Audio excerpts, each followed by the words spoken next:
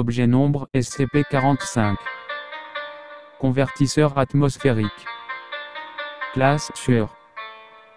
Procédure de confinement spéciale. SCP-45 doit être gardé fixé à une plateforme d'étude dans une chambre hémisphérique mesurant 5 mètres de rayon à la station de recherche océanographique 12 située à dans les fonds sous-marins de l'océan Pacifique. La chambre doit être remplie de néons gazeux sous pression équilibrée avec l'environnement proche. La chambre est séparée des portions habitables de la station par 5 mètres d'eau de mer locale et toutes les interactions avec SCP-45 doivent être effectuées à distance ou par des moyens robotiques. Les attaches qui retiennent SCP-45 à sa plateforme sont équipées de loquets à déclenchement rapide qui doivent être relâchés quand nécessaire pour empêcher une brèche de confinement.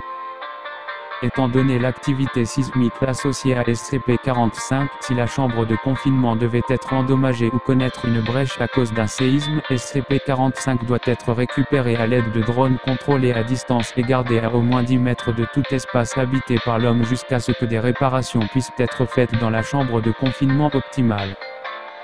Description: SCP-45 est un icosaèdre composé de glace psyllienne en grande partie couvert de fractures planaires suivant un motif complexe régulier.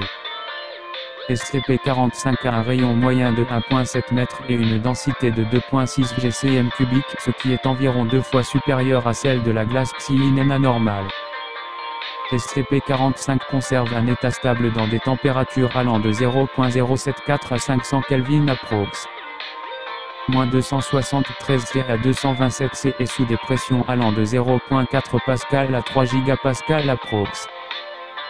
3,95 microatmosphères à 29 600 atmosphères. Bien qu'il soit possible de faire fondre ou de vaporiser SCP-45 à des températures et des pressions dépassant ces gammes, les molécules DH2O présentes dans SCP-45 sont attirées par elles-mêmes par des moyens inconnus et resteront à une proximité immédiate les unes des autres à moins d'être séparées par la force. Le regèlera dès que les conditions reviendront dans la plage de stabilité de SCP-45 et toutes les sous-portions gardées séparées avant le regel gèleront en formant de petits icosaèdres de forme et de propriétés identiques à SCP-45. En partant de ce constat, il est actuellement supposé que SCP-45 est une projection tridimensionnelle d'un hypericosaèdre 2. Des recherches sont en cours pour déterminer comment SCP-45 est capable de maintenir une projection stable dans seulement 3 dimensions et si cela peut être adapté à l'usage lors de l'interaction avec d'autres objets SCP dimensionnels. À des intervalles irréguliers s'étalant de 2 semaines à 3 mois, SCP-45 se mettra à tourner spontanément sur de multiples axes pendant une période de 73 secondes maximum.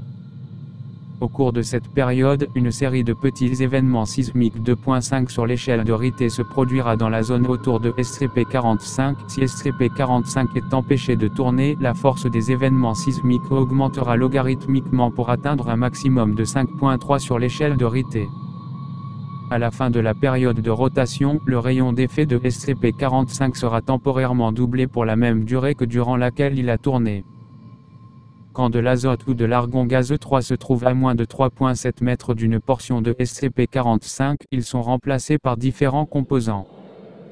Le N2 est remplacé par de l'eau liquide à un taux de conversion de 1,00 mol N2, 1,98 mol H2O et l'art est remplacé par du nacre cristallin du sel de table à un taux de conversion de 1,00 mol AR, 4,26 mol nacre.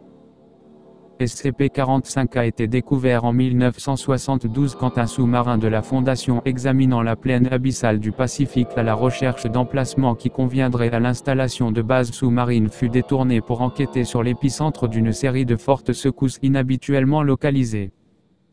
SCP-45 a été retrouvé logé dans une crevasse, laquelle l'empêchait de tourner sur lui-même. Une fois retiré de la crevasse, il fut amené vers le vaisseau pour une étude approfondie et, en entrant en contact avec l'atmosphère intérieure, commença à manifester ses effets anormaux. Cela résulta en une brèche catastrophique des protocoles de confinement interne et en la perte de 12 membres de l'équipage avant que SCP-45 ne soit relâché et que le sous-marin s'éloigne hors de portée. Addendum, après plusieurs années de tests, il a été découvert accidentellement que SCP-45 convertit également l'hydrogène gazeux en un mélange aléatoire de simples acides aminés à un taux de 1 mol H2, 0,04 mol d'acide aminé. Cependant, cette conversion ne se produit que quand le gaz est diffusé dans de l'eau saline, comme celle produite par SCP-45. L'analyse de la surface océanique entourant la position où SCP-45 a été découverte a révélé une grande communauté de microfaune et de microflore environ 3 fois plus diverses que ce que l'on aurait pu attendre étant donné la géographie du lieu. Tout dispose d'une biochimie où les acides aminés produits par SCP-45 sont statistiquement en surplus comparés au microcosme de régions géologiques similaires. En outre, ils se mettent immédiatement à se propager lorsqu'ils sont immergés dans de l'eau salée pure dépourvue d'autres matières organiques. Note en bas de page. 1. Une forme métastable de glace d'eau qui n'est généralement formée que dans une fourchette étroite de pression et de température très haute.